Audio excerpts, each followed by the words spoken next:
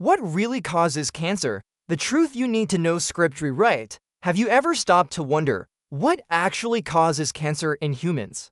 Why do some people get it even when they live healthily, while others seem to avoid it despite bad habits?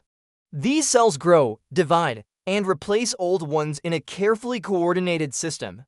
It's not as simple as catching a cold or getting injured. Cancer is a complex, multi-layered disease influenced by both internal and external factors.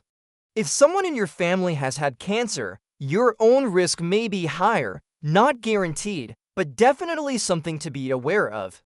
Your DNA, passed down from generations before you, can carry mutations or vulnerabilities, but genetics is only part of the story. The more you know about what contributes to cancer, the more control you gain over your own health choices. Think of it as a call to action, to be informed, to be proactive, and to take your health into your own hands. From choosing better foods to protecting yourself from environmental risks, every step you take matters. And while we can't control everything, there are powerful steps we can take to lower our risk. But just like any busy factory, sometimes there are glitches.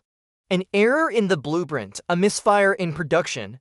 But did you know that dietary habits, environmental toxins, and even long-term stress can also quietly increase your cancer risk over time? When those mistakes occur during cell division, they can lead to the creation of abnormal cells, and that's when cancer can begin. It's one of the most puzzling questions of our time.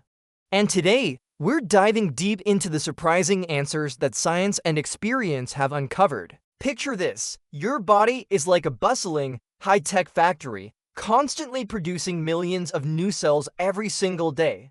Now, here's something you might not expect. There isn't a single cause of cancer. Let's start with the obvious villains: smoking, excessive alcohol, and too much sun exposure. These are well-known triggers, and then there's family history. What is truly fascinating is how many people who develop cancer live what most would call a healthy lifestyle. They eat clean, exercise, avoid smoking, and yet they're still diagnosed.